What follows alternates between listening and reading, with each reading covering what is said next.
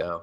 So today's community call guest is Matt Aitchison, and some of you guys need no introduction for Matt, and some of you guys who are new to the community are in for a real treat today. But Matt is someone who I think the biggest thing that I could say is that amidst all of his success has still found a way to always give and give and give. And I think it goes to the true heart of Matty. And he's the host of the Millionaire Mindcast. He's got a ton of different businesses. He made his fortune and is really his name flipping houses and being involved in the real estate industry early on, and then has transitioned and still doing that and still very much in that industry, and is now coaching people to do the same. And I mentioned he's the host of one of the top podcasts on finances and entrepreneurship. And so Matt, I'm always excited to learn and hear from you and kind of hear what's going on, and excited to talk about some of those fundamentals and some of that foundation that's kind of allowed you to succeed at such a high level. So thanks for always spending some time with us. Oh, it's always fun being here with my One Life fam. One Life has changed, obviously, many lives, but holds a special place in my heart because when I got connected to this community in many capacities, I was just, I had figured out a financial piece, but there were many other areas of my life that were lacking significantly. So it's brought a lot of balance to my life, a lot of love to my life, a lot of opportunity to connect with other individuals who share like-minded values and goals and, want to make that impact, and obviously are always looking to level up and kind of stretch themselves in many different capacities as well. So we'll have some fun today. Yeah. So catch us up on the, who Matty A is. And I was wondering, so many people kind of have been here for a lot of your journey. So maybe give us the quick and dirty version, but I think that your story has so much to do with why you're on the call and why your message resonates so much with the One Life community. So catch us up quickly on how you got here. Yeah. So I kind of break my life up into two pieces. One was not so on purpose, and one was very on purpose. And the last decade of my life has been on purpose and very intentional. And the reason for that was the earlier parts of my life that weren't so on purpose or very intentional were guided and directed by a lot of the characteristics and I guess flaws that I really I've been working on the last, let's say 10 years, but I was expelled from high school. And I was told by many people that I would not achieve a whole lot. And to be completely honest, my actions definitely reflected those sentiments for many years. And I had always believed in myself and had this, dream of being extremely successful. And I told everybody that's what I was going to be.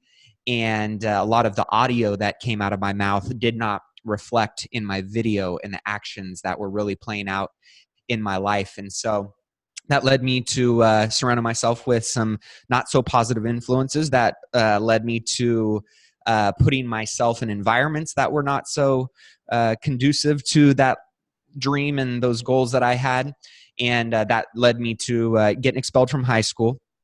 And I kind of got through that stage of my life. I graduated from a continuation high school and was able to actually have, through this checklist of all these items that expunged from my record so I could actually apply to junior colleges and colleges. And I applied to a bunch of different schools, and one college accepted me, and that was UC Santa Barbara.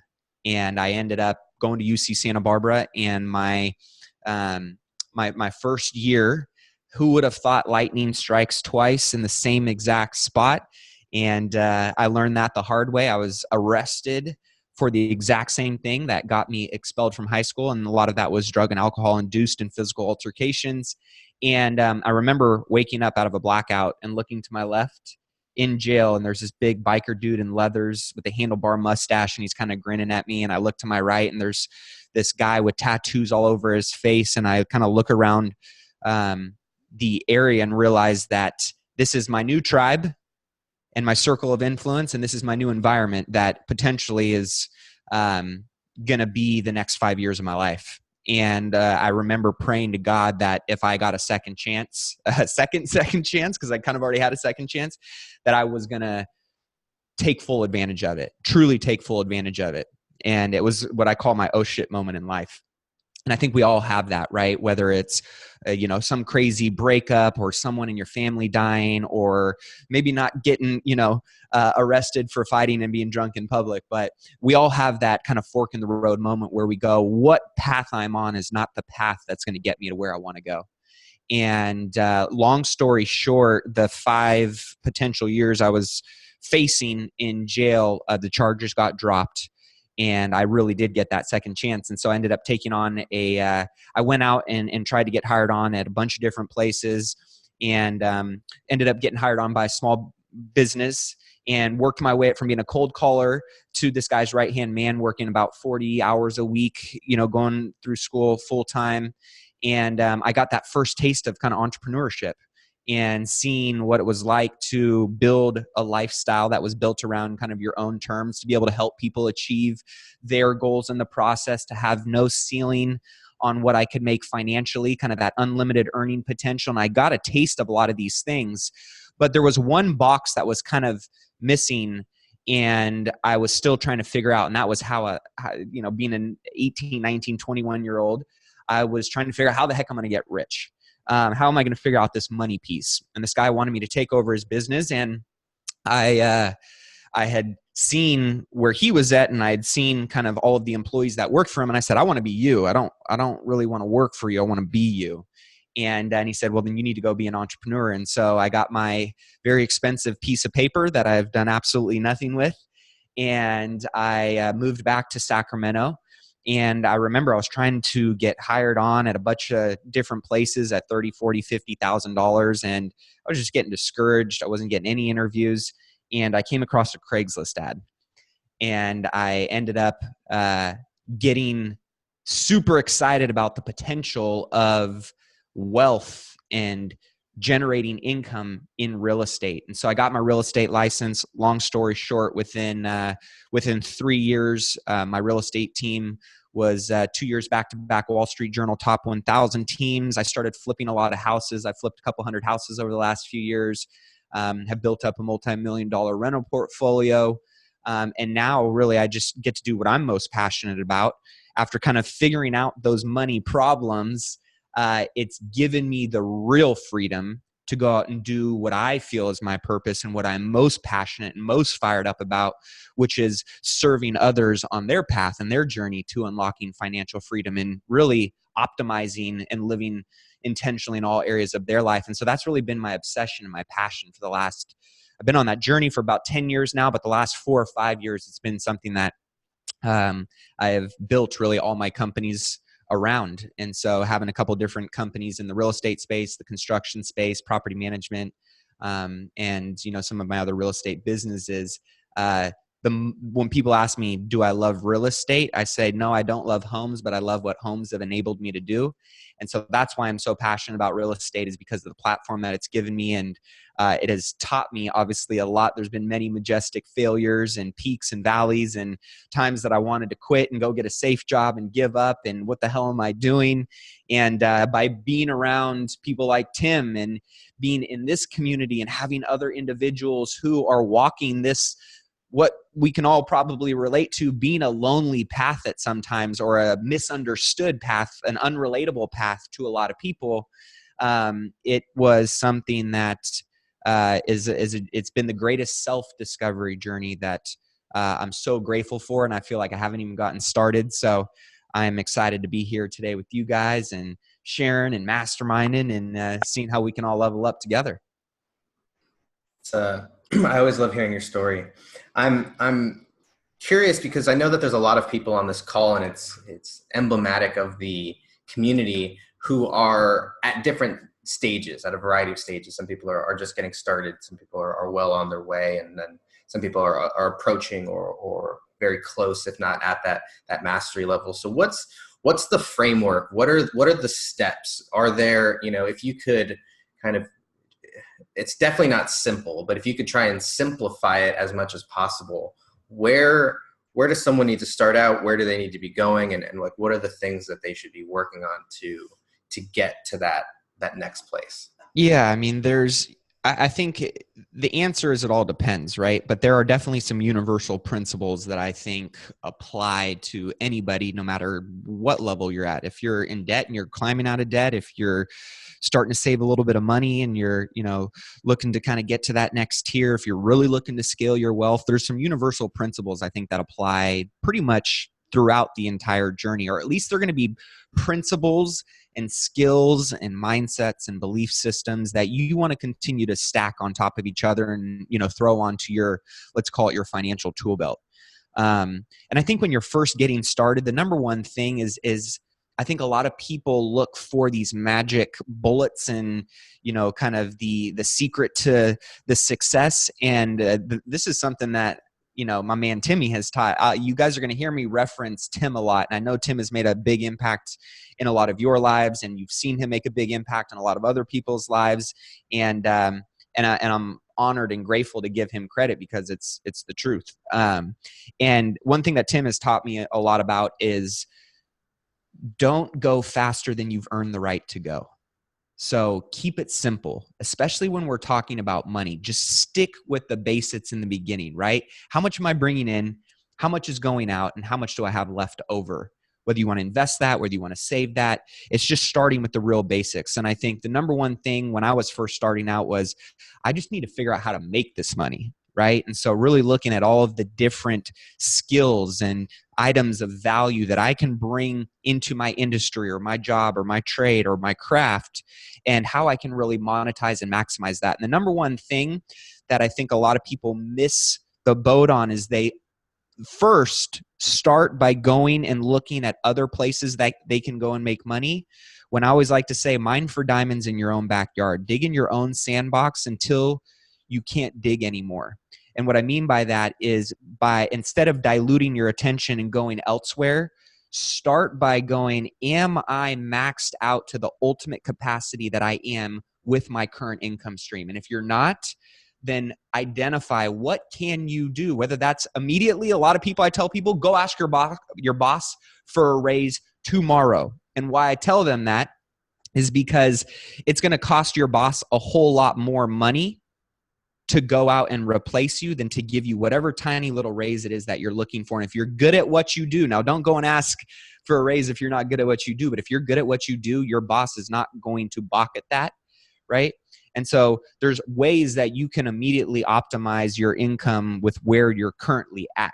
Then I look at, okay, what can I do outside of that, right? And then start beginning to look at alternative income streams. But the number one thing is don't spread yourself too thin in the beginning. Max out what you currently have on your plate. It's kind of like those Chinese acrobats, right? You don't see the Chinese acrobats start spinning 10 plates at once. They spin one plate and they get it rocking and rolling, right? And then once that thing's got some great momentum and it's at its maximum speed and capacity, then they start the second plate. And then they go back and they maintain, and then they start the third plate, right? So I look at that with opportunities, specifically in this context, right? We're talking about money in general. Before you start spreading yourself too thin, make sure you kind of stay focused in your main core strength zone before you start trying to go and do all of these other things.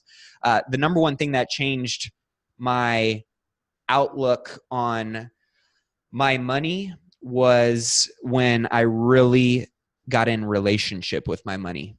So there was one thing that I was really good at. It was going and making money. But I wasn't very good at managing my money. I was always looking forward. I wasn't looking at what's behind me. And there's a few, I'm a big believer in delegation and leverage and getting certain things off your plate that you can leverage, right? And I've always told myself part of my identity was I was never good at math. I was never that good with numbers. And that was the identity. That was the mindset that I owned around my money. And so I shied away from getting very intimate and in relationship with my money because that was the identity and that was the mindset that I had around it. And so I said, I'm just going to leverage this out to somebody else. And there are certain things that I believe in leveraging off, and there are certain things that I think you need to take extreme and full and complete ownership of, and your finances are one of them. So I had to start rewiring and really auditing my beliefs around money and what I was capable when it came to managing my money. And so now, my identity has shifted to I'm a great money manager. I am very intimate and in relationship with my money, just like I'm very intimate in relationship with my wife because I want that relationship to be awesome, right? If I said that I was a great husband, but I didn't talk to my wife the entire year, didn't look at her, didn't physically engage with her, didn't emotionally engage with her, how would my relationship look at the end of the year? Probably pretty shitty, right? Well, it's the same thing with your money. A lot of people just want to stick their head in the sand and then look at their money at the end of the year and they're disappointed and they're surprised that they're disappointed with their money. So first and foremost, it's what's your identity and what's your relationship with your money. And then number two is what is your cadence, or what I call kind of your discipline with your money. So for me, I started making appointments with myself to look at and balance all of my businesses and review my P&Ls on a weekly basis. And this was something that was overkill in the beginning, but it was something that because I was looking to build and strengthen that muscle and build the discipline around that until it became a habit and became second nature, I had to push into the fact that I need to be intimate. I need to be in proximity to this. So I'm going to start building time blocks in to my schedule to ensure that I'm creating the time for it. Because I don't know about you guys, right? We're all so dang busy. If it's not in my calendar, it does not exist in my world. I live and operate off my calendar. So if my money management meetings are on every single Friday at from 6 to 7 a.m. with my CPA in the morning, that's what's happening every single Friday from 6 to 7 a.m. to review those things. Other things that I think that really changed the game for me was something as simple as a budget, right? And you hear these are going to be a lot of cliched answers, but I think I want to kind of peel back the layers to these onions and hopefully help you engage with some of these things and see them through a little bit different set of lenses because here's the thing, money management is not sexy. It's not sexy. It's boring. A lot of the disciplines and habits that go into this stuff is really monotonous, but success oftentimes is really boring and unsexy too. What goes into it? What's sexy is the disciplines and the habits that you build in around these things, the outcomes and the results on the other side. So I got more attached to the outcome than the pain and the frustration and the stress that went along with some of these activities. And that started to reframe my programming and my thinking and my feeling and my actions around a lot of my activities that went into my money management. And creating a budget, as simple as it is, right? You can't manage what you don't measure. So it's one of those things where I wanted to really start measuring these things, getting in relationship with my money. And the simple thing that I boiled it down to was, awareness was great, and it enlightened me more. It put me more in the driver's seat with two hands on the steering wheel of my financial car and where it was driving. But at the end of the day, the number one thing that I believe it translated into more and was more valuable than knowing my numbers with my money was building the discipline.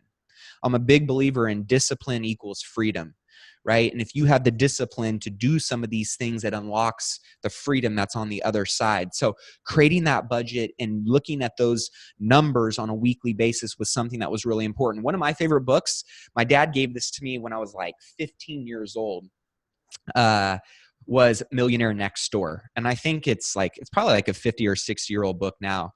And you can definitely tell it's dated when you read it, but the principles and the practices are timeless, right? And so for me, it was making sure that I was just living below my means, right? I have the same car. I'm still driving the same car that I drove when I was in college. Could I go out and buy my dream car? Hell yeah, I could. But I have decided that for me, it's not what motivates and inspires me. What motivates and inspires me is going and taking epic trips and experiences with my family. So that's what I invest some of my money in. And I really save my money for, passive income assets, and I don't really spend it on some of the other things that I see a lot of my friends and a lot of other successful people spending their money on. So living below my means, the number one thing that really started to give me some comfort around my investing, I'm a big believer in going, what does it take to earn the right to go out and do X? Right? So if you want to go take a week vacation, what does it take to earn the right to take a week off of your job and go on a week vacation? Hey, I need to have $10,000 in my savings account, and I need to make sure that I can get X amount of time off. And whatever it is, right? What does it take to earn the right to do that? What does it take to earn the right to go and buy your first investment property? I need $30,000 as a down payment. I need to identify the market that I'm going to invest in. I need to know what kind of return on investment I want to get, right? So getting clarity in a lot of the things of what does it take to earn the right to go and to start do some of these things with your money. And the number one thing I believe is, you want to start digging the well before you need the water. And so when I started to make some money, I just started digging the well, and I started seeing the water, right, kind of rise. And so I got to a certain level that for me, I think is really important for a lot of people, which is around the topic of reserves. And so for me, knowing what my all-in living expenses were every single month, let's just say, at the time they were $5,000. I wanted to make sure that I had, before I went out and started investing and taking all these risks and doing, some of the things that I knew I wanted to do, I wanted to have at least 6 months of reserves of living expenses in my account. That was my comfort level. That's what I call the swan effect. That's the sleep well at night number for me.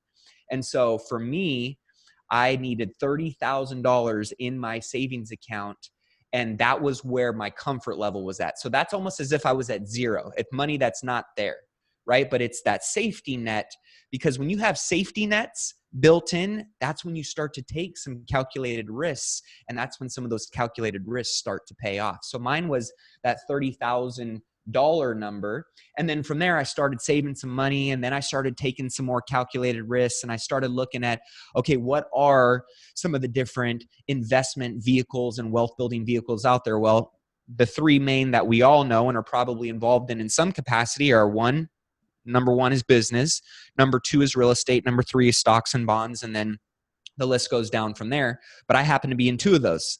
I have my own business, and I'm an entrepreneur, and I happen to be in the real estate industry. So I wanted to really start to build wealth in the area that I was going to become an expert at. So of course, when you know what your vehicle is, then number two to building wealth is you need to have the right knowledge. You need to have the right skill set, the right specialized knowledge, the right strategies, right? And then the third piece of that is, of course, you have to have the right you have to have the right mindset. You have to be taking consistent action on those things.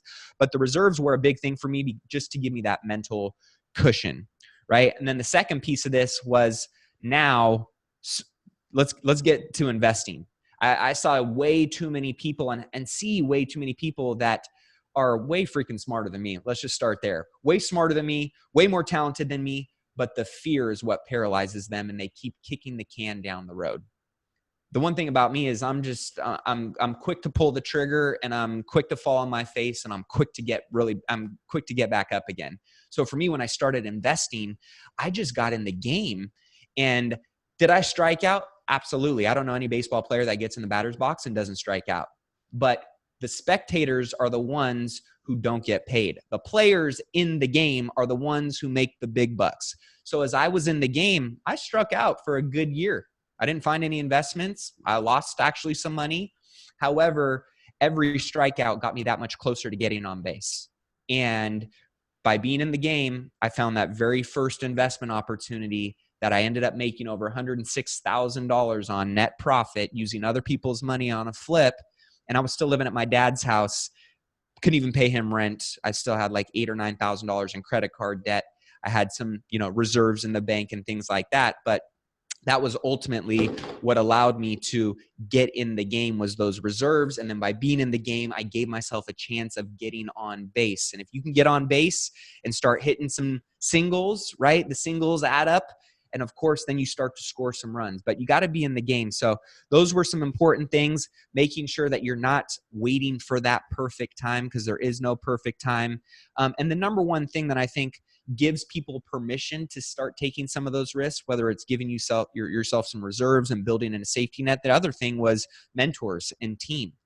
I've never been the fastest, smartest, or strongest, but I'm really good at building relationships with people who are a lot smarter, faster, and stronger than me in certain areas of their life and in business.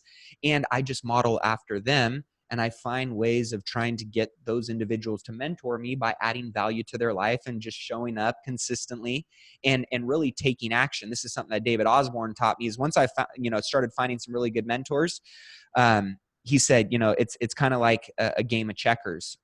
You move, and then I'll move, and then you move, and then I'll move. And so every time I was taking moves, I had other people there, team members and mentorship, to give me that extra buffer and that extra safety net to help me avoid a lot of mistakes I was making on my own, to accelerate getting the results that I wanted to get, to getting into wealth conversations and wealth building opportunities that, one, I maybe would have never gotten into, or would have taken me years and decades to even get that door opened up to me, right? So having a team and having mentors around you has probably been one of the secrets, actually, to my wealth building success. Is it hasn't necessarily always been me, the one who's finding the opportunities. It's been other people, or as I find the opportunities, other mentors and other individuals have wanted to invest in me and have given me that counsel and support as I've kind of learned along the way. So having a team and having mentors is extremely important.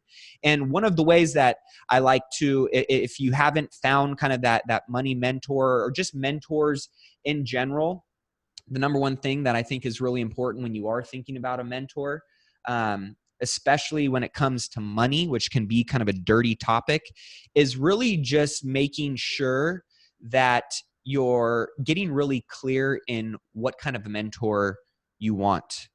Because I don't want a money mentor that is a shitty human being and their kids hate them and their wife and their husband despise them and all they care about is money. That's not the money mentor that I want, and that I want feeding into my brain. So I think it's really important to get clarity in who is it that you want. What are their core values? How do they use their money? Do they use their money for good? Are they greedy with it?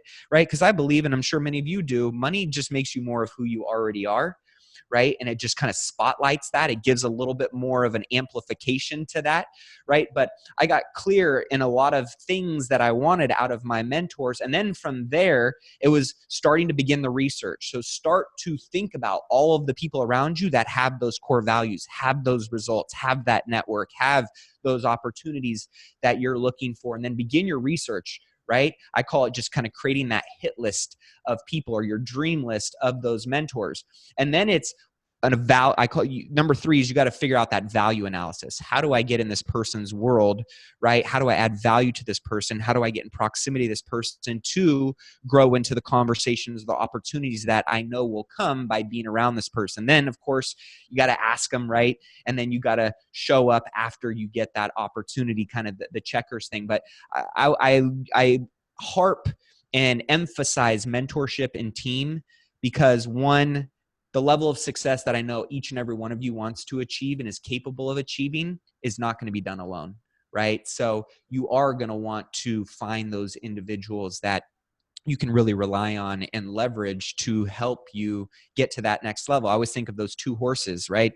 Those 2 strong brute horses. I think one of them alone pulls about 8,000 pounds on a carriage. 2 of them together can pull 28,000 pounds, right? So find those people where 1 + 1 doesn't equal 2. Find those people in your world where 1 + 1 = 10. Because you find those individuals, you're going to really 10x your ability to get some opportunities and accelerate where you want to go a lot faster. Let's see. So there was a couple of questions that came in, and I thought that was very well put. One of them was, how do you level up your 5 people? And the other was, what if you don't have any money for a mentor? And I think that they're kind of related. So I'd love for you to talk a little bit more about how you're consistently leveling up the people that are around you. And when you say level up the people that are around me, you're talking about the mentors that I'm seeking or the people that are kind of looking to me for mentorship? Well, one question came in from Joel, and thank you, Joel, for chiming in. If you want to unmute yourself, Joel, and kind of clarify if I get it wrong. But he says, once you've got your wealth and your growth dialed in, how do you level up the 5 people you spend the most time with? He said, such as Tim Rowe, David Osborne. And then another different question that came in from Willie was, what if you don't have any money for a mentor? And I know that those are kind of maybe similar, but maybe you can speak to those 2 questions. Yep. Number one, I'll start with Joel. In regards to kind of leveling up your circle, right? I do a quarterly audit on my top 5. So literally every quarter I'll draw a line down a piece of paper, and I actually map out my top 15 because I spend more time with at least intimate time with more than 5 people. However, I'll map out those individuals on the left side of the sheet. On the left side of the line, it'll be a plus and a multiplication sign. On the right side of the sheet, it'll be a negative and a division sign. And I'll map out all the people that I spend most of my time with, and I'll map out whether they are a multiplier and an adder to my life, right? Is that somebody that brings inspiration to my life, motivates me, challenges me, supports me, right? Or am I spending time with people that are gossipers, that are negative, that are complainers, that are always talking about why things can't happen or have a victim mentality or whatever it may be, right? And so I take consistent inventory every single quarter to check myself, because every once in a while, right, I will fall victim to being on the negative side. And usually it's because I'm finding myself spending time with those people. So every quarter I do that exercise, and I have a sheet that I created for my Rich Life Planner. It's inside the Rich Life Planner, and it's called the Board of Directors. And of all of the gardens and pillars of life, I have at least 2 role models and 2 mentors. And sometimes I'll say this, sometimes in the beginning, I didn't have any mentors in some of these pillars, right? So it doesn't necessarily, a mentor does not necessarily have to be somebody like, an individual that you're going to say, call up and go out to coffee with and say, okay, give me your wisdom and give me your knowledge, right? No, there's teachers all around you. And when the student's ready, the teacher appears. So I think it's one of those things where thinking about who those individuals are that you look up to, right, that you can learn from, that you don't necessarily have to be talking to on a daily basis or meeting with on a weekly basis or getting coached by on a monthly basis, right? They can still be virtual mentors and speak wisdom and share and support you without you having to pay them.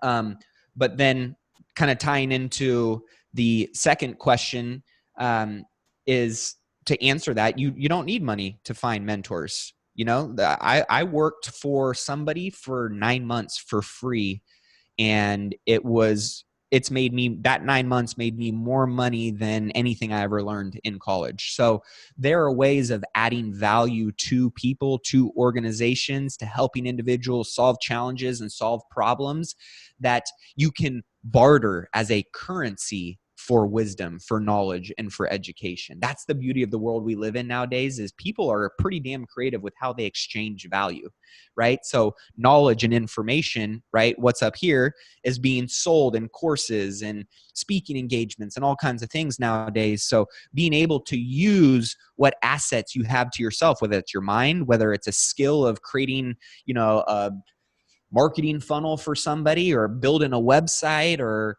working 10 hours a week for free, whatever it may be. There are many different ways that if you can identify people's challenges and prevent a solution to their problem, that is something of value that can be exchanged and leveraged to get into the world of some of the individuals that you want to be around. So I would just say the question shouldn't be, what if I don't have money? It should be, how can I find a mentor without money? Right?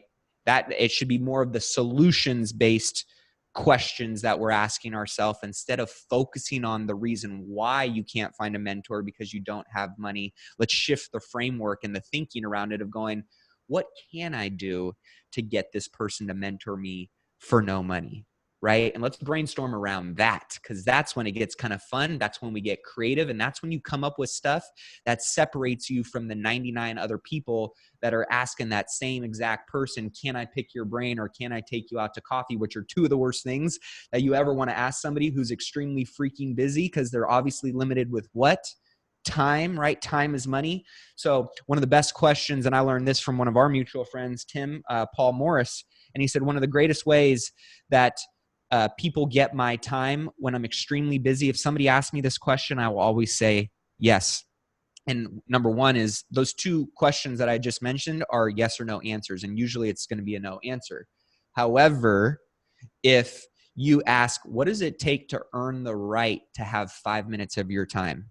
That person might tell you exactly what you need to do in order to get mentored by them for 5 minutes, right? So asking questions again and getting the clarity and an idea of what it is in their mind that they want from you can give you that edge of, one, just separating yourself from all the other people that are asking those same questions, but then two, getting extreme clarity in, I just got to do X, Y, and Z, and this person's going to mentor me. Cool. I'm good with that, right? So hopefully that answers your question in regards to kind of leveling up and always looking to top grade, right? And I would just say real quick, some mentors will run their course being that they will have something that you desire and you'll get that, and that will just be what it is, and you will honor that friendship and that relationship. And then there will be certain mentors that are always raising the bar on themselves and are always chasing that next thing, whether it's in their health or their wealth or contribution or relationships or whatever it may be, are always raising the bar that you will want them to mentor you forever. People like Tim, people like David Osborne, they're always climbing. And therefore, because I'm always climbing, I know that these guys are going to be mentors and friends for my entire life, versus maybe a business coach that helped me hit a certain milestone. I got what I needed and it ran its course and I move on. So just know that certain mentors will be mentors for life, and certain mentors may have an expiration date on it, and just be okay with that. Thanks for that. Willie said it was a great answer. I'd love to throw it over to Tim, if at all possible, and get one thing that I've really taken from Tim is how simple he makes it. And yes. And so Tim, I'd love for you to share kind of the financial ABCs and have Matt share your perspective on how that played into your journey. Tim, can you share the ABCs or your financial? Sure. So this is the One Life Basics, and I'm curious who exactly we have on here. I know a lot of our friends are well on their way, at least, that are listening. But hopefully you'll share this with your friends who are just starting out or really don't have much financial knowledge at all. The One Life ABCs is kind of like the financial backbone of everything we teach. And like Hector says, I'm a pretty simple guy, so I like to keep it simple. A, B, C. A is, how can I earn more? This is offense. What simple things can I do that will help me net as much income as possible? And I can go deeper on that in a second. B is defense, and that's living within your means. And like Matty said, developing a relationship with your money. And so many people are scared of money, and they don't even want to look at it. But and he also said, what you measure, you can manage. And when you take the time to develop a budget, he said he got with his financial guy every week. We do it every month and have been consistently for 30 years now. And so A is offense, B is defense, and C is what's left over, unfortunately for far too many people, for debt reduction. But once the fun begins, it's what's left over to invest. So A is offense, B is defense, C is what's left over to invest. And those are just the absolute basics of what we teach in One Life Fully Lived.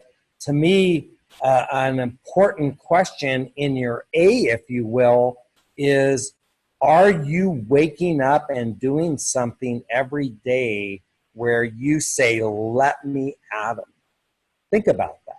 Are you in, we call it the one life fulfillment triangle. Where do my passions meet my talents where there's opportunity? Think of a triangle. Where do my passions meet my talents where there's opportunity? Do you wake up every day doing what you love to do? Maybe has the use by date on your career, kind of come to a place where you might be ready for that next incarnation, but you just don't have the take a night school class, learn a new trade, find a new mentor, just dig deep sometimes and say, I'm mad as hell and I'm not going to take it anymore. And I'm tired of this crap and I'm going to take action to increase my A. So, and we've all been there, this is just something we all go through. And I have somebody really close in my life that I hope listens to this that, is kind of at a crossroads in their life where what they're doing, they hate it. And they're a little scared to make that move. And, anyway, I hope they listen to this and we all have things that we know we need to do and we don't want to do them. And if this speaks to you, I had something over my desk when I sold real estate. It said, step right up and risk rejection. And I challenge all of you in life. It's short. Step right up.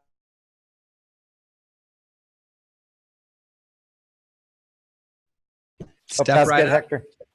Yeah. Thanks, Tim. I think it cut it at the end, but we caught it all. Matt, did that ever play a role into your journey? I know you spent a lot of time being mentored by Tim, so I'm curious. When you look back at the ABCs, does that still do those still have are those still relevant for you today, or were they relevant as you were growing through these different levels? Oh no, they're definitely still relevant, right? And I think it just goes back to the basics.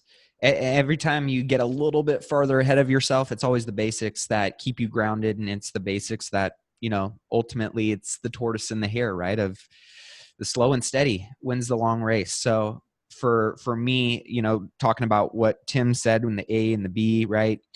A, how can I make more money? And really kind of going through a list and asking yourself a bunch of questions of what can I do to optimize the current income streams or stream that I have, right? And really going through that. And then B is, looking at your expenses every single month and going, what is, on auto charge, or what is this, or what is that? And do I really need this to be fulfilled? Can I cut down and reduce my expenses? So every month, as crazy as it sounds, I'll look at every single line item and it's like, oh, how the hell did that get in there? No, I don't need that. Why am I spending $99 on that a month? Why am I spending $200 on that a month? Right? So just being very vigilant about those things. I always say I give a shit about my money until I don't have to give a shit about my money. Right?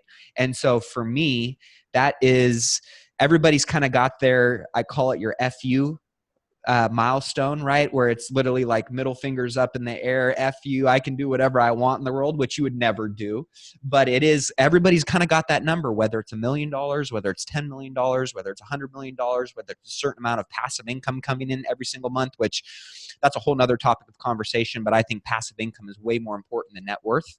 But I have my FU kind of number. And until I get to that place, I'm always going to care about my money, and I'm always going to care about what I can do with my money, because that's my duty to myself, to my family, to my employees, to my community, to the charities that I'm passionate about supporting. It is my duty. It's nobody else's duty to make me money, and it's nobody else's duty to sustain my money, and it's nobody else's duty to scale my money. Right? And so that's where I think extreme ownership in every aspect of your life, you have to take that as a challenge in a good way, right? And one of my favorite quotes is, financial literacy isn't a byproduct of wealth. Wealth is a byproduct of financial literacy, right? And so to kind of expand on that a little bit, right? Like if you wonder why 85+% of the people who inherit either inheritances or win the lottery within 3 to 5 years are bankrupt and are actually proven to be worse off than they were in the beginning. Why?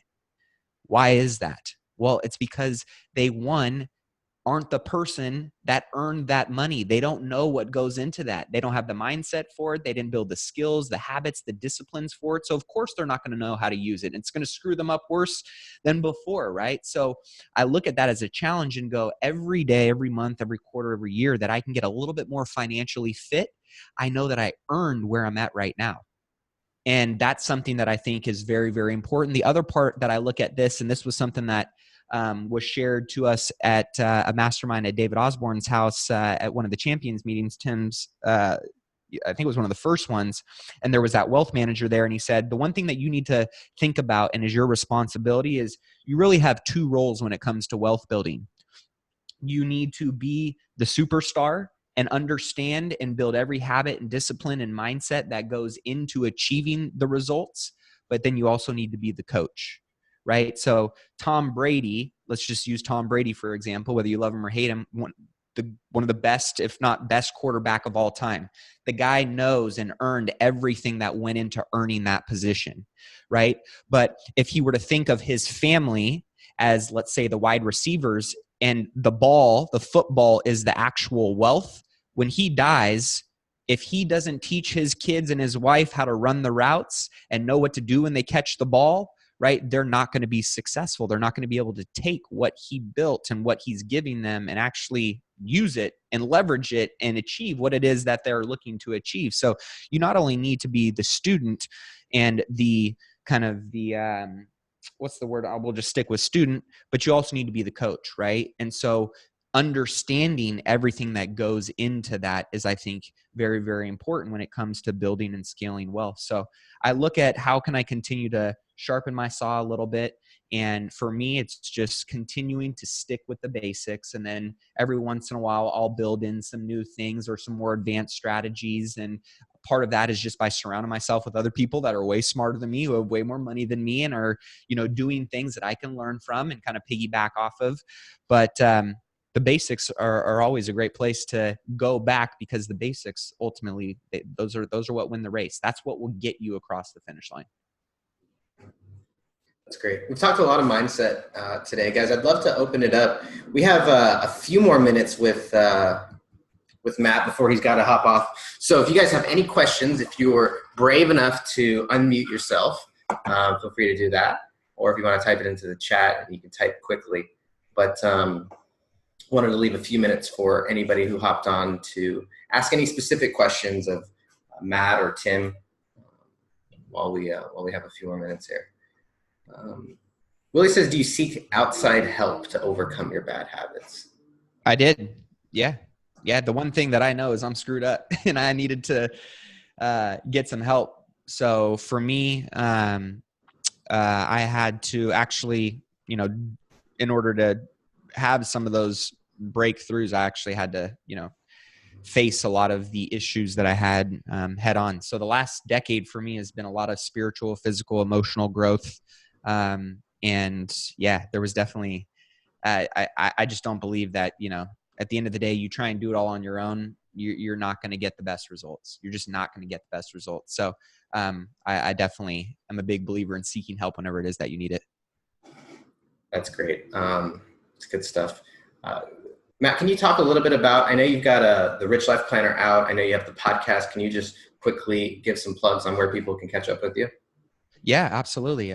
Anybody that, wants to listen to the podcast, it's syndicated on all platforms. So whatever listening medium you like to consume your content through, it is on there: Spotify, SoundCloud, Stitcher, iTunes, YouTube, or just go over to millionairemindcast.com. All of my social media handles are just official Matty A. So I always love connecting with people. Mainly I'm on Instagram and Facebook. But love connecting with everybody in the community. You can always tag me, in the Facebook community and in One Life, and I'm in there as well. And I will be. I just hit a hot route in my schedule, so I'll be speaking at an event, and I'm leaving a day early so I can come hang out at the One Life Fully Lived conference in October. So I'll see anybody that's going to be there in Long Beach. I love it. I love it. Well, thanks so much, dude. You've got to, you're a busy man. You're a dad, a business owner, a podcast host. I've got to figure out how you do it all. So leverage. Yeah. Thanks so much. This will be recorded and stuff like that, guys. So you guys can go back and rewatch this. And I encourage you to go get connected with Matt if you're not already on all the social. Love seeing that people are enjoying the Rich Life Planner too. Our 2020 version is going to be even better. So we're getting that shipment in from China in about couple weeks, so really excited for that. I love it. All right, well guys, I want to thanks Matt for your time. We're gonna hit the